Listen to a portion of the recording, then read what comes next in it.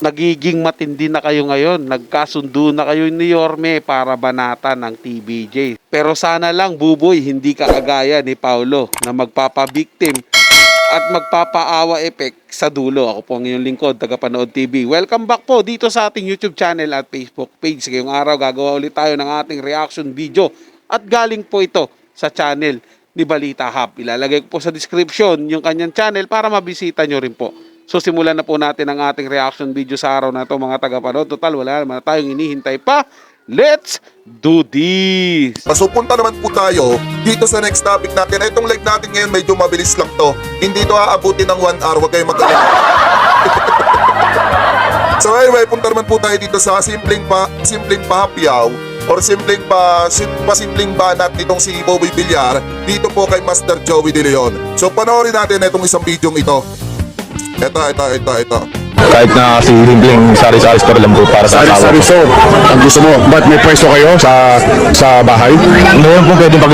Ang kwento dito mga kababayan, habang nasa G sa Getly itong si Yorme at saka itong si Buboy, may nakita po silang nagtitinda ng yung parang bulak na matamis. Cotton candy mga kababayan. So ngayon, na-interview nila at eto yun. Pakinggan natin yung sasabihin ni Buboy dyan mamaya. Kagan po din sa amin. Talaga? Opo. So i-renovate mo lang ng konti yung bahay, pwede ka na maglagay ng paninda. Yung sa may tindahan po, pinaglalatag po kami din kasi minsan. Yung asawa po minsan, nagtitinda po doon. Gawa po yung nabulan, wala po magbabantay sa bata. Nag-ano po. So gusto mo, habang nagaganito ka, meron yung asawa mo, meron yung Takitaan din po. sari-sari store. Opo. Sari-sari store. Yun ang pangarap mo talaga. Gusto mo yung pangarap. Sana all niyayakap. Hindi sa po. Kaya lang hindi mo magawa, Wala po. hindi ka pa nakakapag-ipon. Wala pong ipon. Talagang ano lang, tinatagit mo ng araw. Ayan, ginaya na rin si Aling Puring. Hindi nga, eto mga Kuya Brick, sana all na lang niyayakap. Sana all pinipili. Araw po. Taga-taga lang po araw-araw. Yorme, kanina ko pa po Yan. Pakinggan nyo ha yung salang tirada nitong si Buboy. Alam mo Buboy, sa totoo lang naaawa ako sa'yo. Kasi dito sa sinabi mong to, maraming kasinungalingan na lalabas patungkol sa'yo. Sa totoo lang. napapansin. Bakit po, babira po kasi ako makakita na parang lalaki po. Taga-taga lang po araw-araw. Yorme, kanina ko pa po napapansin. Bakit po, babira po kasi ako makakita na parang lalaki po umiiyak, Yorme. Kasi ako, Yorme, hindi ako naiyak eh. Kuya, may pinagdadaanan ka po ba? Baka may gusto kang i-share sa... At tingnan nyo ha, dito kung tutuusin, kung normal na manonood lang yung nanonood dito mga kababayan, hindi nila mapapansin yung simpleng patama ni Buboy dito. Ano po, kasi ang sabi niya, bihira lang siya makakita ng mga lalaking umiiyak. At siya, hindi siya umiiyak mga kababayan. Alam naman natin na yung pag-iyak ng isang tao ay parte ng ng kanyang emosyon. Mga kababayan, at kung makikita ninyo, di ba, sa mga nagdaang interview ni Master Joey De Leon, di ba, panay iyak itong si Master Joey De Leon dahil nga alam niya sa sarili ng kanya yung siya yung nawalan. Mga kababayan, sa madalit salita, alam niyang kanya yung pilit kinakamdam nung kabilak na pagmamay-ari niya. Ngayon mga kababayan, kaya na, may galap shoutout Ma'am Cherry. Ngayon mga kababayan, ang pinupunto dito ni Buboy, kung normal na manonood lang yung nakapanood dito, hindi nila mahalata. Pero tingnan nyo yung tingin na ni Buboy at saka ni Yorme. Tingnan nyo yung mata ni Yorme mamaya. Wala naman po natutuwa lang po, napili ako. Yaya, pagmasdan nyo. Ano yan? Kaya ng bahay ngayon. Kaya problema sa bahay. Daming problema sa bahay.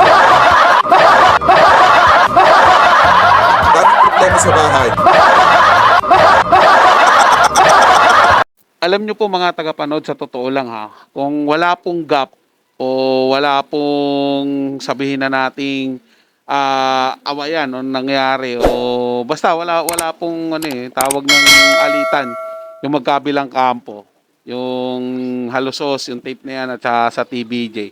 Yung pasimpleng gano'n ni Buboy mga tagapanood, hindi yun mabibigyan ng kulay eh. Hindi po ba mga tagapanood? Real talk lang po tayo hindi po mabibigyan ng kulay yon.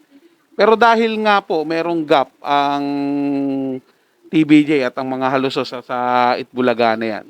Kaya po talaga mabibigyan po ng kulay ng ganun. Kasi nagiging ano na po rin ngayon mga tagapanood eh. Nagiging libangan na rin ng fake bulaga. Ang talagang paringgan ang TVJ. Hindi po ba? Kasi siyempre po mga tagapanood, malakas na po ang loob nila. Ito po yung nakikita ko, napapansin ko sa kanila.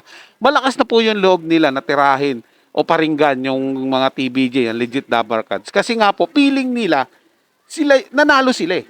Doon sa pagkakuha po nila ng pangalan, pagkakarinyo po ng pangalan ng Itbulaga, feeling po nila, nanalo na sila doon. Feeling nila sila na po yung dapat na tingalain o kaya feeling po siguro nila, kapantay na po nila yung TVJ na pwede na po nila paringgan ng kung ano-ano. Di po ba mga tagapanood? Yun lang po yung nakikita ko sa nila. Kasi pansinin nyo po nung hindi pa po sila nakakapag-renew nung pangalang Itbulaga, halos si Paulo lang po. Si Paulo lang po talaga mga tagapanood ang binabash ng mga tao kasi siya lang po yung pinakamadaldali. Although ngayon medyo tahimik si Paulo, may papasulput-sulput na lang. Ngayon naman po, si Yorme at saka si Buboy. Yung kumakana naman, parang lumalakas na po yung loob nila. Baka susunod na mga araw, yung mga ibang host na. O kaya si Betong na. Pero wag naman po sana. Kasi maiiba po yung pagtingin kay Betong. Ipaubaya na lang po natin dito sa tatlong to. Total, feeling po nila. Si Paulo, feeling niya siya si Bossing Vic. Si Yorme naman, feeling niya siya si Tito Sen. At si Buboy naman, feeling niya siya si Master Henyo. Kasi parang ayos Parang gano'n na po yung ginagawa nila mga tagapanood yan. Lakas na po talaga ng loob nila na paringgan ang legit Dabar Cats, ang mga TVJ. Mga pasimpleng banat na alam mo talagang tumutukoy po sa kanila. Ay naman po sabihin nila na hindi naman namin inaano. Hindi po eh. Di ba? Ipapasok mo pa yung ganong ganong usapan. Katulad na lang yung kay Yorme, yung sa Pepsi. Di po ba? At ngayon ito kay Buboy, umiiyak. O ba? Ipinapasok po nila yung mga ganun sa pagtuwing may kinakausap sila. Sila Paulo, ayun jowa pa o si Joam B na ngayon. 'Di ba? Wala naman silang ganun eh. 'Di ba? Si Master Henyo bumabanat ng real talk po 'yun.